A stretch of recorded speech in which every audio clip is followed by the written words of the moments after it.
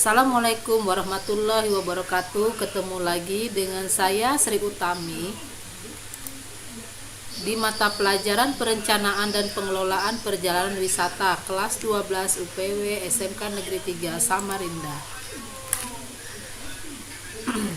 Menganalisis paket wisata one day tour. Perjalanan wisata atau tour adalah rencana perjalanan menuju satu atau beberapa tempat persinggahan dan kembali ke tempat asal dengan merangkai beberapa komponen perjalanan yang diperlukan dalam perjalanan tersebut. Apa saja komponen yang diperlukan dalam melakukan suatu perjalanan atau suatu tour, yaitu yang jelas akomodasi, transportasi itu terbagi menjadi 3, transportasi darat, transportasi udara, dan transportasi air ya. Nah, selanjutnya restoran, destinasi wisata, cenderamata, dan atraksi. Pariwisata adalah suatu perjalanan yang dilakukan untuk rekreasi atau liburan dan juga persiapan yang dilakukan untuk aktivitas ini atau aktivitas tersebut. Ini adalah contoh kita berpariwisata di Beras Basah. One day tour adalah suatu perjalanan yang berdurasi antara 8 sampai 10 jam termasuk waktu untuk makan siang dan diselenggarakan setelah breakfast dan kembali atau berakhir sebelum dinner. Nah, jadi contohnya misalnya kita membuat paket tour atau one day tour Samarinda, kita bisa susun Salma Sofa, Kebun Raya, Pampang. Nah, kita tour dari pagi, dari jam 8 kita sudah start setelah breakfast itu ke Salma Sofa. Setelah itu kita lanjut ke Kebun Raya, makan sebelum ke Pampang kita makan siang terlebih dahulu, dan kita akan kembali ke hotel setelah dari Pampang. Sebelum dinner kita sudah ada di hotel ya. Prinsip perjalanan wisata atau tour: 1. Pengorganisasian yang terdiri dari what to see, yaitu menentukan destinasi wisata yang dikunjungi dengan menyesuaikan durasi waktu dari wisatawan. Where to eat, menentukan restoran. How long, mengetahui durasi berapa lama wisatawan tinggal. Selanjutnya menyusun harga sehingga menjadi cost per pack. Dan terakhir where to stay, jika wisata dilakukan lebih dari 1 hari, maka tour planner menentukan akomodasi yang akan digunakan, apakah itu bintang 1, bintang 2, bintang 3, atau bintang 5. 2. Pelaksanaan. Tugas dari seorang tour leader sebagai seorang yang menjadi pemimpin pada saat acara tur berlangsung. Selanjutnya yang terakhir dari prinsip perjalanan wisata yaitu pengawasan. Pengawasan di sini adalah tugas dari tour planner yang memantau jalannya acara paket wisata melalui tour leader, apakah perjalanan wisata tersebut berjalan dengan baik, apa kekurangannya bisa cepat ditangani.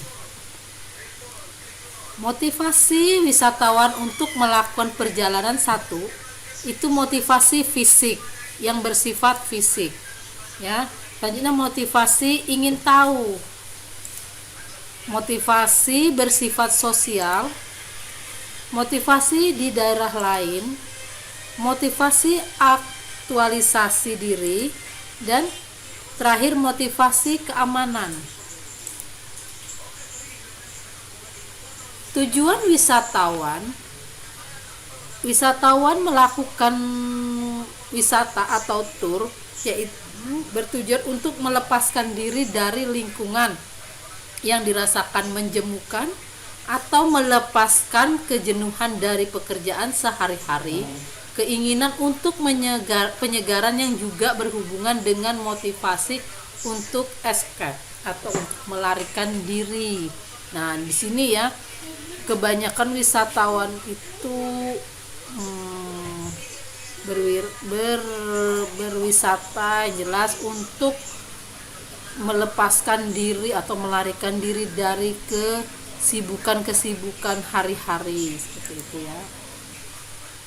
Faktor pendorong wisatawan melakukan perjalanan: 1. Melarikan diri, 2. Relaksasi, 3. Bermain, 4. Silaturahmi, 5. Gengsi karena gengsi ya, 6. Interaksi sosial, 7. Berbulan madu, 8. Peluang pendidikan, 9. Kebutuhan, memang karena kebutuhan ya, 10. Karena memang keinginan, 11. Mungkin karena bisnis, dia berbelanja dan sebagainya, dan 12. Waktu luang, yang memiliki waktu luang, mereka ingin berwisatawan.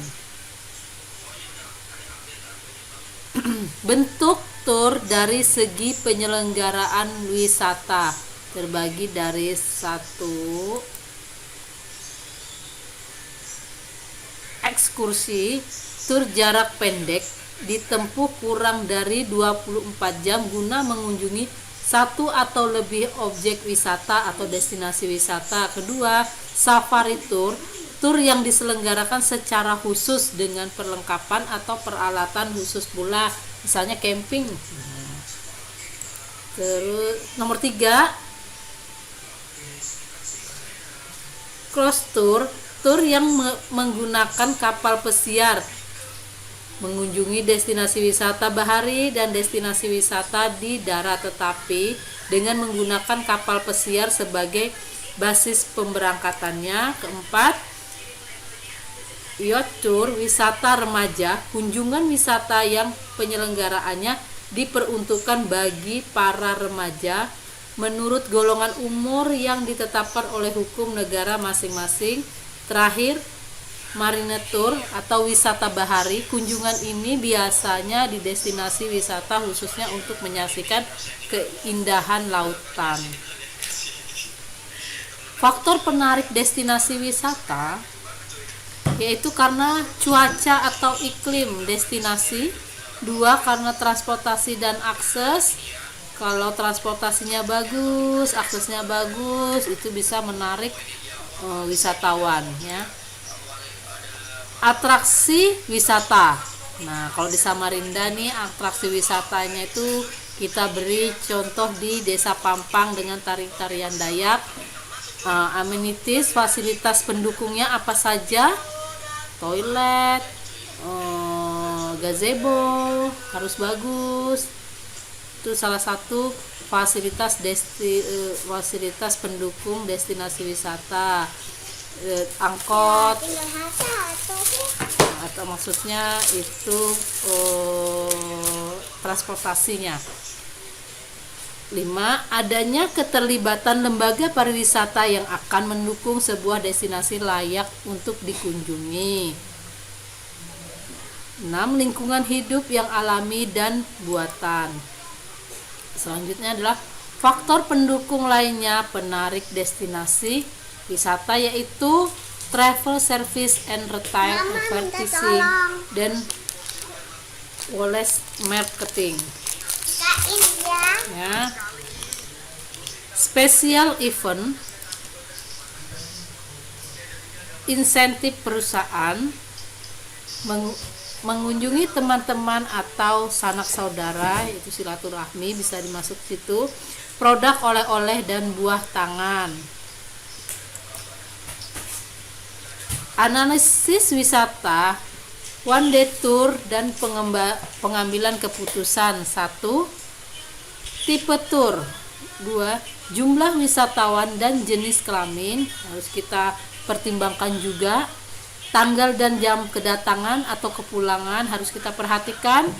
Baca kondisi paket wisata yang diinginkan oleh calon wisatawan. Cek apakah harga termasuk makan pagi. Jika sudah termasuk, maka perlu menarik just breakfast. 6. Baca baik-baik permintaan tipe meal, jangan sampai salah. 7. Pilih jenis transportasi sesuai dengan jumlah wisatawan. 8. Pilih jenis tour guide sesuai permintaan. Biasanya tour guide-nya misalnya orang luar minta menggunakan bahasa Inggris, kalau sila bahasa Inggris. Yang tour dari Cina minta bahasa Mandarin, berarti guide-nya harus yang pandai berbahasa Mandarin. Ya. 9. Perhatikan keterangan pada komponen biaya tur per day atau per person. 10. Berapa persentase margin profit yang ditentukan? Biasanya margin profit yang ditentukan secara umum itu 10% ya. Itu. Oke, tugas akhir dari bab ini, buatlah kelompok 3 orang. Buatlah paket wisata excursion di Samarinda yang unik dan menarik, lengkap beserta itinerary dan komponen-komponen yang ada di dalam paket wisata yang kalian buat tersebut. Kemudian presentasikan dengan menggunakan media PowerPoint di depan kelas. Pertemuan selanjutnya adalah menganalisis paket tur lebih dari 1 hari atau overland. Selamat berjumpa kembali dengan Ibu Sri Utami.